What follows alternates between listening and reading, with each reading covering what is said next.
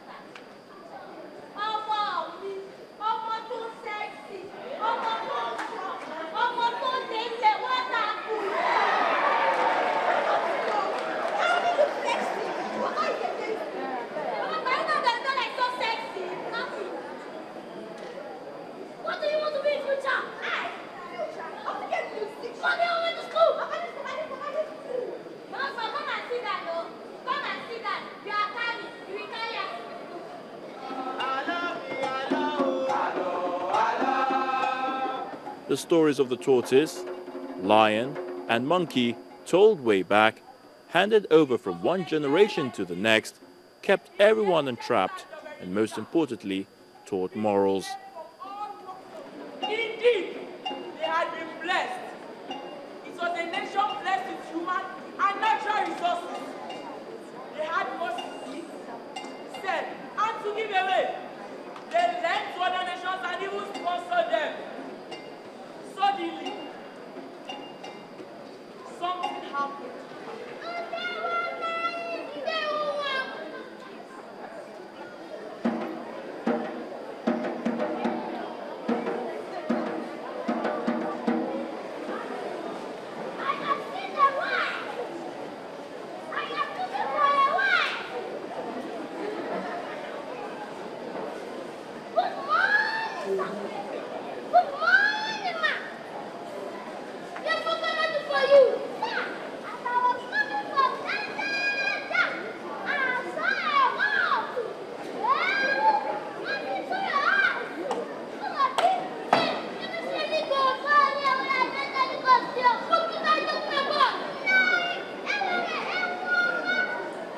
And so this dramatized storytelling competition for schools is to reintroduce this tradition.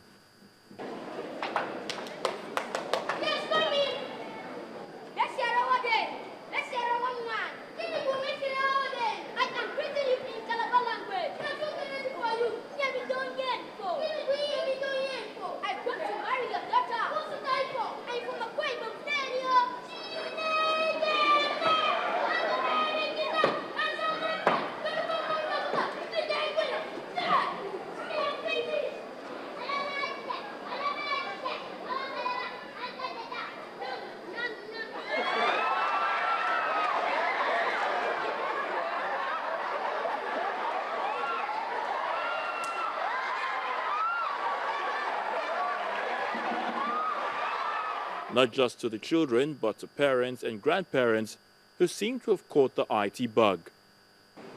Before I forget, have I told you there was a poor widow called Uwama and a maiden daughter in Yobong? In Yobong was a very respectful maiden. The beauty about the role of the storyteller is being the first teacher for the child. It is through this simple and somewhat innocent act of fun, role-playing and more that the child learns basic morals and the consequences.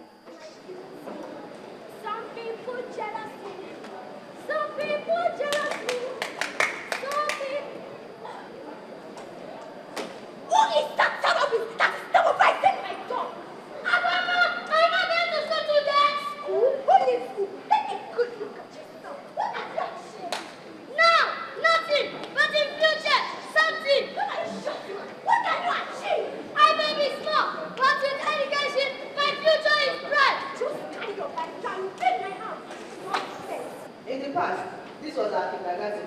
The story that your grandmother said was the first encounter in your community. They told you everybody knew about the crafty, really tortoise. I mean, when in my own days when I was growing up, if you told somebody you're just, that means you're very crafty. Nobody could get anything out of you. You know, we had things like that from folk tales that we use around. And I just felt that to give these children an opportunity. They live in glass houses, they live in cities, blocks. They didn't have the opportunity we had of living in, going back to the village to see our grandmothers, and got them to come and visit with us and tell us. So even the grandmothers, they are more even modernized than the children.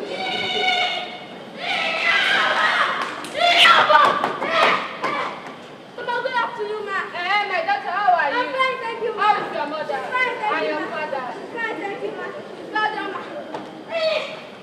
How are you? You're busy washing them. Have you heard? Heard what? I help you. I went to do the praise. You're beautiful downstairs. How do you mean? What do you mean I don't have? They came to the president of all medicine in this village. The president and father, the dance for the tree, who that big the man that visited as his wife and fisher queen on this battle. Me, I cannot wait. Why is so exciting? Well, I wish you could. But you know how to don't have a chance. It is the man and give to all the mates in this village. But beyond the tales told on stage, the children's potentials and acting also shine forth.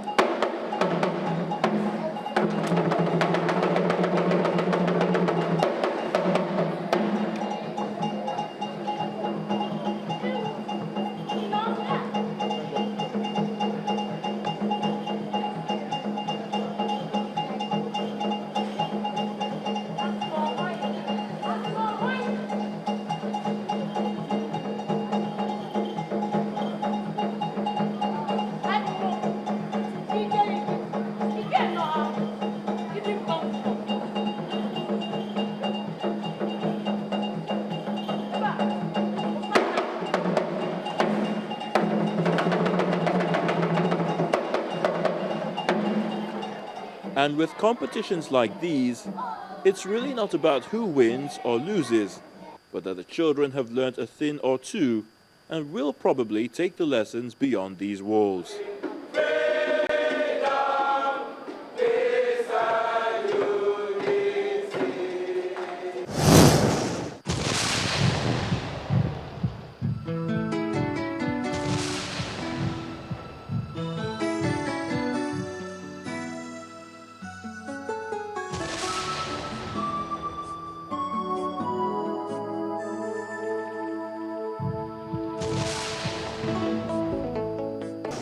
If you look around, you see that my work is a combination of mixed media and all sorts of things. After working in the shadows of her mentor, Funsho Mojola, who is gradually becoming famous for street art, Fumi Alasholuyi has decided she's learned to law to enable her to come to her own, and she's toed in his footsteps, so it's straight to Ojodu Road in Lagos.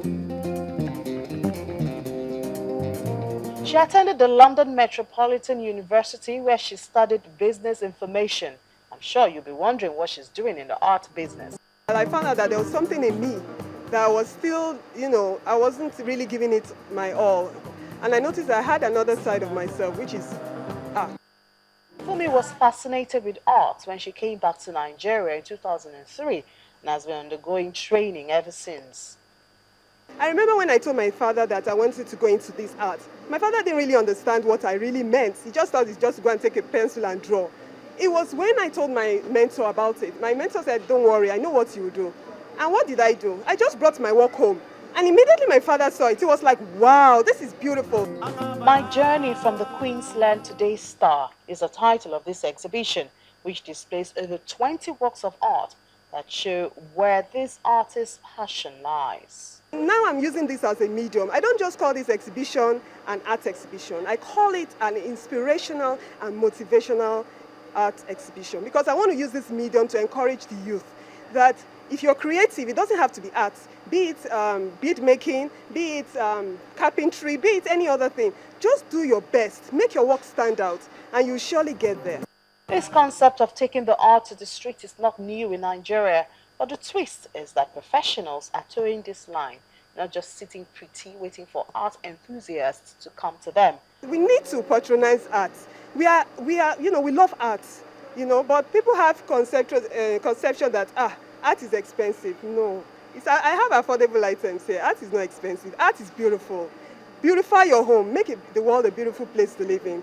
Art does encourage beautify homes. For example, now, if you look at this showroom now, it's just to give people an idea that, okay, in my bedroom, I can actually put this kind of picture there. If you go further down, you will see like a sitting room setting. You can see that, okay, I can actually put this kind of picture in my living room and beautify the place. When you have visitors coming in, they will comment on it and, really appreciate it. So I think that's what really inspired me.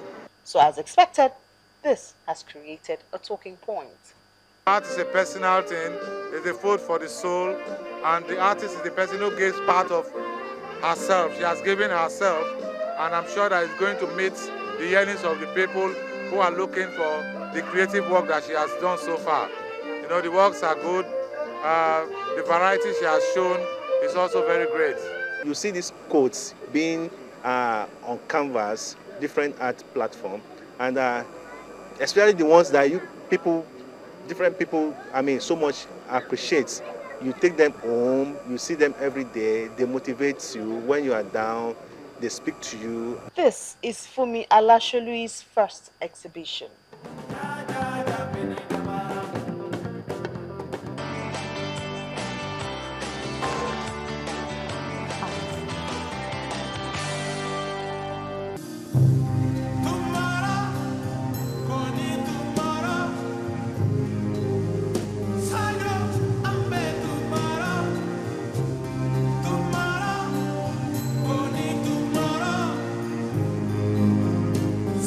Johnson Ojekere was born in 1930 in Obiomwemai in Owan local government area in Edo State. He worked and lived in Kt.2, Lagos. At the age of 20, he pursued a future in photography, which was out of the ordinary for people in Nigeria, especially those in his village.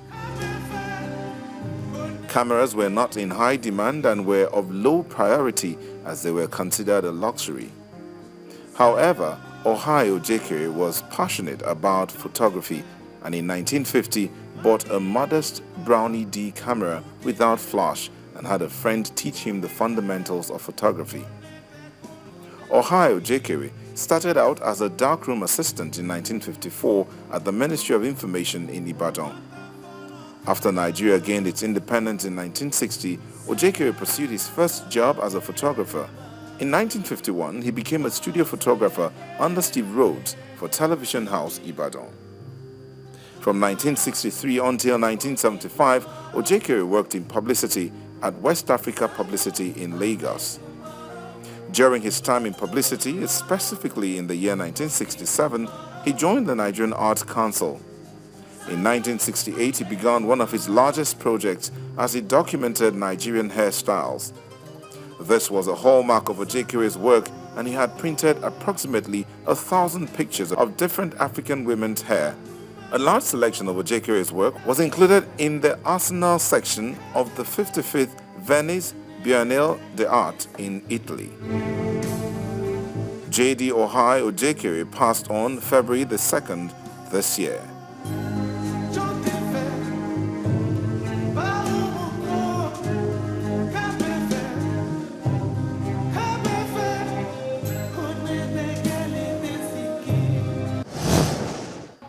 You can enjoy Art House on any of these platforms.